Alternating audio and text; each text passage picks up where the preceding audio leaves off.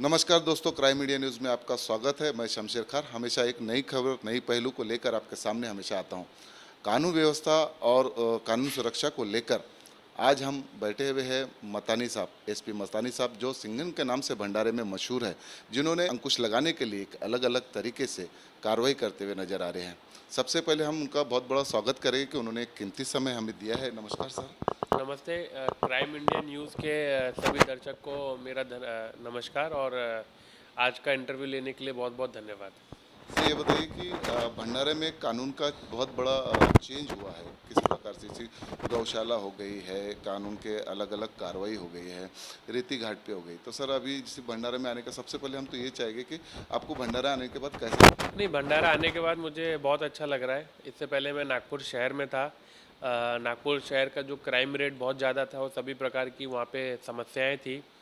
और उसके बाद भंडारा में आने के बाद उसी प्रकार से जो काम नागपुर शहर में करने का मौका मिला था, तो वैसा ही काम भंडारा में करने का भी मौका मिल रहा है। इसलिए और भंडारे की जो जनता है उनका सेवा करने का मौका मिल रहा है, इसलिए मुझे भंडारा में आके काफ़ी अच्छा लग रहा है। भंडारे में रेती एक बहुत बड़ा तस्कर एरिया है, जिसमें अंकुश लगाना बहुत मुश्किल जाता है। कई अधिकारी आए, अंकुश लगाने की कोशिश करे पर नहीं कर सके। पर आपने कुछ ऐसी कार्रवाई की है जिसके कारण काफ़ी तौर पे बोलो तो पूरा ही बंद हो चुका है। तो सर उसमें किस तरह का आपको भंडारा में जैसे जिस प्रकार के जो अवैध धंधे हैं, सभी प्रकार के अवैध धंधों पर हमने कार्रवाई करने की कोशिश की है। जिसमें अपना जैसे आपने बताया रेती तस्करी है, उसके अलावा जानवरों की तस्करी है, उसके अलावा दारू, जुगार, सट्टा, क्रिकेट बुकी, गुटखा, इस प्रकार की सभी चीज़ों पे अवैध उत्खनन, इन सभी चीज़ों पे हमने एक अंकुश लगाने का प्रयास किया है। और जैसे कि मेरा ये मानना है कि ये जो चीज़ें रहती हैं वो कभी एक दिन में या 2 दिन में बंद नहीं होती है, उन पे अंकुश नहीं लगाया जाता। इनमें ज़रूरत रहती है कि हम लोग कंटिन्यूअस इस पे कार्रवाई करें, और कंटिन्यूअस कार्रवाई करने के बाद ही ये चीज़ों पर अंकुश लगाया जा सकता है। तो हम लोग भी वही कोशिश करते हैं कि जैसे जैसे पब्लिक से इन्फॉर्मेशन आती रहे, लोगों से माहिती आती रहे, हम लोग उनको रिस्पॉन्ड करें। भले ही वो सवेरे में कॉल कर रहे हैं, चाहे दोपहर में कॉल कर रहे हैं, चाहे रात में कॉल कर रहे हैं, उनको हम लोग रिस्पॉन्ड करें। और रिस्पॉन्ड करने के बाद जो भी इसमें आरोपी है उन पर ताबड़तोड़ कार्रवाई करें और परिणाम कारक कार्रवाई करें। ये हमारे प्रयत्न रहता है, और उसकी वजह से मुझे लगता है कि काफ़ी हद तक हम लोग इन चीज़ों पर अंकुश लगाने पर सफल हुए हैं। सर ये बताइए कि आपने एक नया उपक्रम शुरू किया भंडारा में आते से ही कि लोगों से संपर्क करना, लोगों की परेशानियों को जानना। तो अभी जैसे भंडारा जिले के हर एक छोटे से छोटे व्यक्ति के पास आपका नंबर है, तो उनके जब कांटेक्ट होते हैं तो किस तरह से अब इतना बड़ा जिले में आपको किस तरह से परेशानी को कैसे दूर करते हैं? भंडारा एक छोटा शहर है, जनसंख्या कम है, इसलिए यहाँ पर जो शहर में जैसे पुलिसिंग होती है उस प्रकार से पुलिसिंग न करते हुए भंडारे के हिसाब से भंडारे के लिए अलग प्रकार की पुलिसिंग करने की मुझे लगा कि ज़रूरत है। और उसमें मुझे लगा कि सबसे पहले ये ज़रूरत है कि सभी नागरिक पुलिस के बारे में जानें, पुलिस अधिकारी कौन है, क्या काम करते हैं, और उनसे संपर्क करने के लिए वो अपने आप को स्वतंत्र महसूस करें। इसलिए मैंने ये कोशिश किया कि सभी पुलिस के अधिकारी, कर्मचारी और मेरा भी नंबर उनके पास में हो, मोबाइल नंबर हो, और हम लोग को कांटेक्ट करने में वो फ्री महसूस करें, और उनकी समस्याओं को हम लोग दूर करने का प्रयत्न करें और परिणाम कारक हम लोग कार्रवाई करें, जिससे कि पब्लिक में वो विश्वास बने और पब्लिक में ये मैसेज नहीं जाए कि ये केवल कोई एक पब्लिसिटी स्टंट था, या फिर केवल उन्होंने केवल अपना नाम करने के लिए नंबर दिया है। ऐसा मैसेज ना जाते हुए ऐसा मैसेज जाए कि सही में भंडारा पुलिस जो है वो पब्लिक के साथ मिलकर क्राइम ख़त्म करना चाहती है, और जो भी कम्युनिटी है उनकी मदद के लिए काम कर रही है। सर ये भी सुना है हमने कि कुछ लोग कांटेक्ट नहीं होते, वो आपसे डायरेक्ट संपर्क करते हैं, अपनी परेशानी बताते हैं कि कई पुलिस स्टेशन में जैसे एफआईआर नहीं लिखी गई या कुछ नहीं लिखी गई, तो उसको फिर किस ढंग से आप? पुलिस स्टेशन है, पुलिस के जो बीट के अधिकारी है, कर्मचारी हैं, और एडिशनल एसपी है, ये सभी एक ही सिस्टम है। तो ये सोच लेना कि भाई उन्होंने पुलिस स्टेशन में कांटेक्ट क्यों नहीं किया और एसपी को कांटेक्ट क्यों किया, ये सोचना मुझे लगता है एक अहंकार से भरा हुआ एक वाक्य होगा। और इस तरीके का अहंकार मुझे नहीं लगता किसी अधिकारी या कर्मचारी में होना चाहिए। अगर जो कंप्लेनेंट अगर किसी कर्मचारी को और हेड कांस्टेबल को या एएसआई को कंप्लेंट देना चाहता है, उसको उतना ही अधिकार है कि वो एसपी से भी बात करे और अपनी समस्या को बताए। और उसको समस्या को सॉल्व करने के लिए जितनी जिम्मेदारी एक स्वागत कक्ष में बैठे हुए हेड कांस्टेबल की है, उतनी ही जिम्मेदारी एसपी की भी है। और एसपी ने वो अपना अहंकार छोड़ के, ईगो छोड़ के पब्लिक की मदद करने के लिए तत्पर रहना चाहिए। आपने भी देखा कि एक गौशाला में काफ़ी अच्छी कार्रवाई हुई पुणे की। उस गौशाला में ऐसा था कि कई सालों से एक चक्र चलते हुए आ रहा था कि आप जैसी आपका कानून जो है गाड़ियों को पकड़ता था, तस्करों को पकड़ता था और उन्हें गौवंश भेजा जाता था। लेकिन आपने एक बड़ा खुलासा किया उसमें कि वो गौवंश और कहीं जाते थे। तो सर इसमें क्या लोगों को जानकारी? तो इस तरीके से जो यहाँ पे आने के बाद जो मेरे को समझ में आया कि जो पुलिस डिपार्टमेंट के लोग जो गौ तस्करी के लिए गाय जाती है उनकी रक्षा करते हैं, उनको बचाते हैं, फिर वो अपने विश्वास पर एक वो पुलिस का और कोर्ट का मुद्देमाल है, वो मुद्देमाल उनको उनके हाथों में जमा किया जाता है, गौशाला के हाथों में। और एक बार मैं सभी क्या कहते हैं, सभी जनता के सभी लोगों को बताना चाहता हूँ कि जो सरकार के स्कीम्स हैं उसमें जो रजिस्टर्ड गौशाला है उनको सरकार की तरफ से पर गाय जो उनके यहाँ जमा की गई है उसके लिए निधि भी उनको दी जाती है। इसलिए विश्वास के साथ वो गाय को वहाँ पे रखा जाता है, ये सोच के कि गाय वहाँ पे सुरक्षित रहेंगी और जब भी वो कोर्ट अपना मुद्देमाल वापस मांगता है या किसी और को हैंड ओवर करने के लिए बोलता है तो कोर्ट को वापस ला के देंगे। लेकिन यहाँ पर ये समझ में आया कि कुछ गौशाला ने, जैसे कि जिस पे हमने एक पे गुना दाखिल किया है पौनी में, और उसके अलावा और भी कुछ लोग उसी मुद्देमाल को बिना सरकार की परमिशन लिए, बिना कोर्ट की परमिशन लिए उसको बेच दे रहे हैं और बेचने के लिए डॉक्टर्स के माध्यम से फर्जी सर्टिफिकेट बनवा रहे हैं और फर्जी दान पत्र बना रहे हैं। तो ये एक बहुत बड़ा एक घोटाला हमको समझ में आया, तो हमने उसमें गुना दाखिल किया और आगे भी हम लोग ये देखेंगे कि अगर और भी कहीं ऐसा होता है तो हम लोग उन पर भी गुना दाखिल करेंगे और कार्रवाई करेंगे। हमारी इच्छा ये है कि जो कोर्ट का और पुलिस का जो मुद्देमाल है, जो ये हमने जमा किया है, मेहनत करके जमा किया है, वो इस प्रकार से फिर उसी मार्केट में चला जाए और फिर वही सब साइकिल चलती रहे और एक तरीके से चलता रहे, वो उस पर अंकुश लगे और इस तरीके की चीज़ें आगे ना हो। देखा जा रहा है कि बहुत ही फैमिली में ट्रस्ट पैदा हो जाता है, बड़ी बड़ी एक्शन होते हैं, सुसाइड लोग करते हैं, मारपीट करते हैं, फैमिली डिस्प्यूट हो जाती है। तो ऐसे लोगों को आप क्या आह्वान करेंगे कि किस तरह से उन्होंने ये कानून को पेशेंस हो जाता है, कभी कभी तो ऐसे होता है कि अटेम्प्ट एंड मर्डर हो जाता है या फांसी लगा के लोग। देखिए, इसमें दो तीन चीज़ें हैं। पहले तो जो फैमिली डिस्प्यूट रहते हैं पति पत्नी के बीच के रहते हैं और सीनियर सिटीजन माता पिता और बच्चों के बीच में रहते हैं, इनको थोड़ा सा सॉल्व करने के लिए काउंसलिंग के माध्यम से हमने कम्युनिटी पुलिसिंग सेल भंडारा डिस्ट्रिक्ट में हमने चालू किया है, जिसमें पति पत्नी के जो इश्यूज़ हैं मैरिटल डिस्प्यूट्स के, और जो माता पिता सीनियर सिटीजन्स और बच्चों के बीच के जो डिस्प्यूट्स हैं उनको हम लोग सॉल्व करने के लिए काउंसलिंग करते हैं। और बाकी जो एनजीओ हैं उनकी मदद से, लॉयर्स की मदद से, अगर उसमें जो भी मार्ग निकाला जा सके हम लोग करते हैं। Maintenance of senior citizens act और डोमेस्टिक वायलेंस एक्ट, इन दोनों के माध्यम से हम उसमें कार्रवाई करते हैं। बाकी तीसरा जो मुद्दा रहता है जो कर्जे का रहता है और अवैध साहूकारी का रहता है, उसके ऊपर से बहुत सारे लोग सुसाइड करते हैं, कर्जे के ऊपर से हिंसा का मार्ग अपनाते हैं।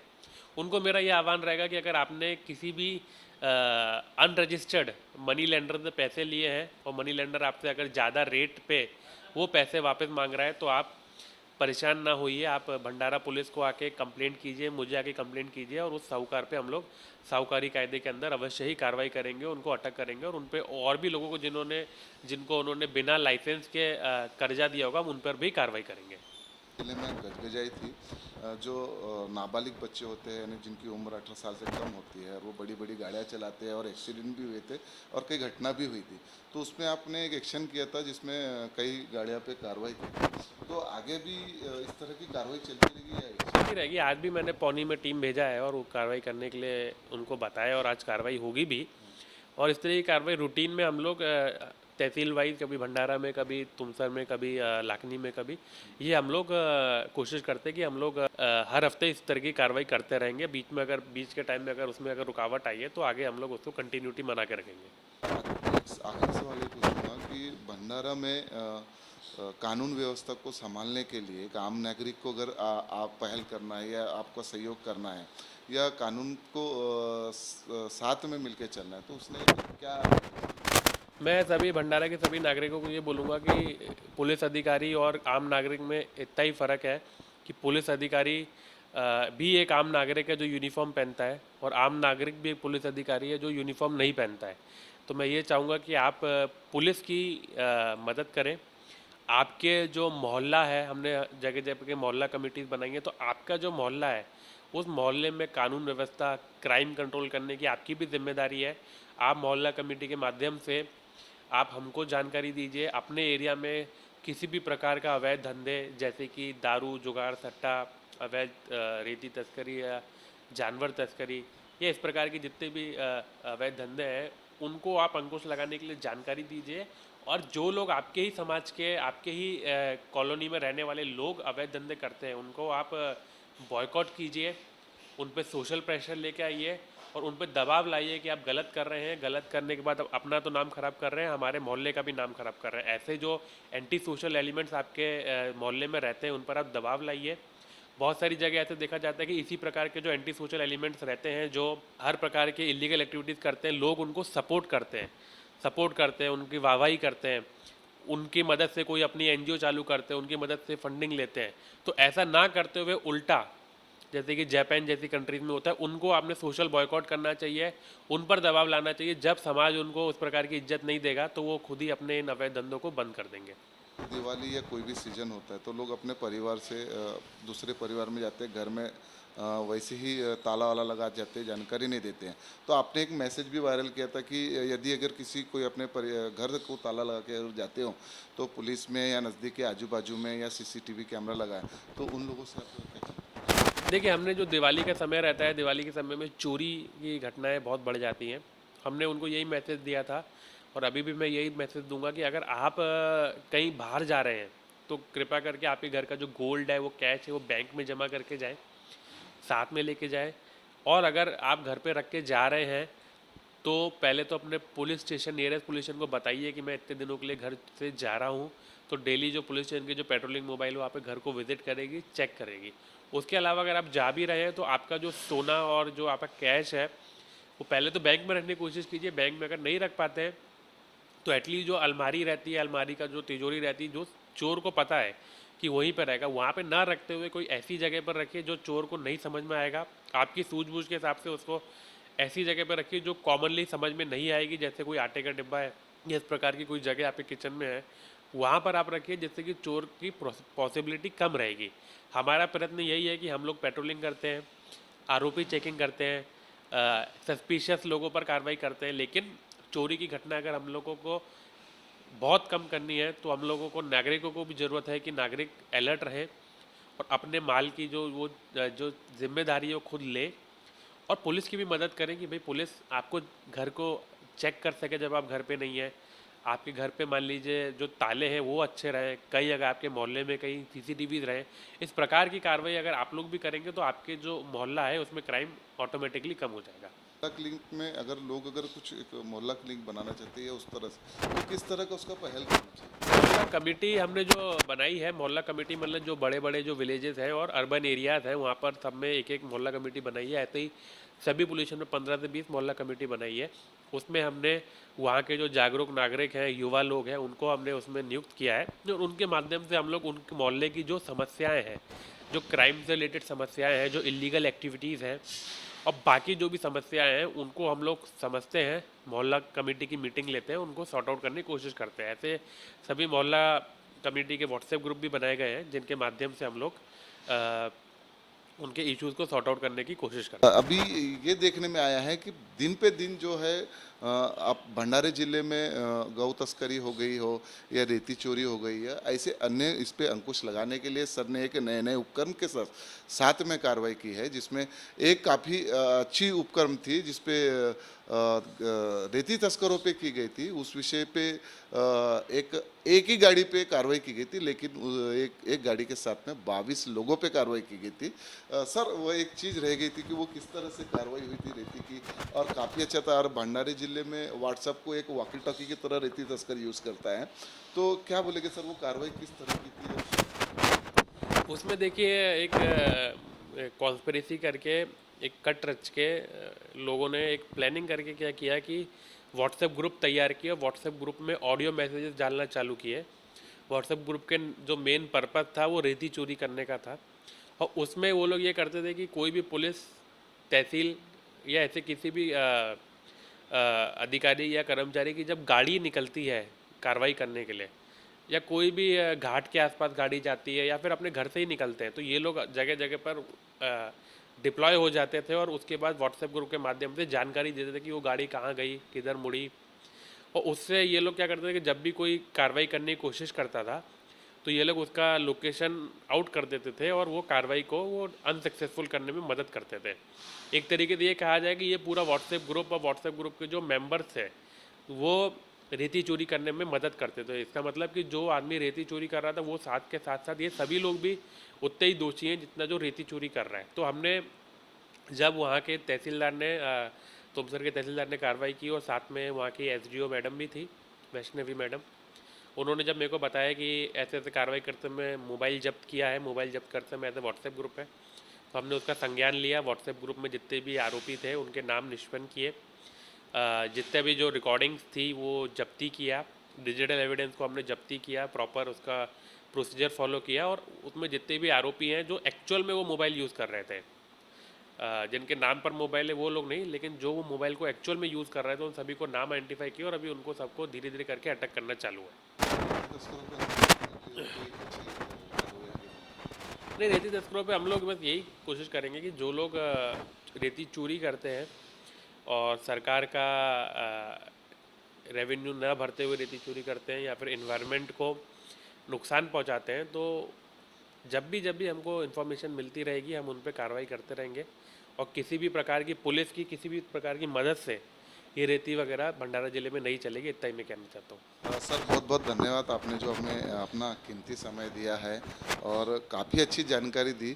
और भंडारे में सिंघम के तौर पे जो आप काम कर रहे हैं, जिसको कानून और व्यवस्था को संभालते हुए जो कार्रवाई कर रहे हैं, उसके लिए हम अपने भंडारा और अपने दर्शकों की तरफ से आपका बहुत बहुत धन्यवाद करते हैं सर। तो आपने देखा है कि हमने भंडारा सिंघम यानी मत्तानी एसपी साहब से हमने मुलाकात की। उन्होंने आपको हर चीज़ से लेके हर एक एक जानकारी आपको दी और बताया कि किस तरह से आप सुरक्षित रह सकते हैं, सतर्क रह सकते हैं। बीएस क्राइम इंडिया न्यूज़ को इसी तरह से आप देखते रहे, हर खबरों के साथ में हमारे साथ में जुड़े रहे, लाइक शेयर और कमेंट करें। नमस्कार, मैं शमशेर खान, भंडारा।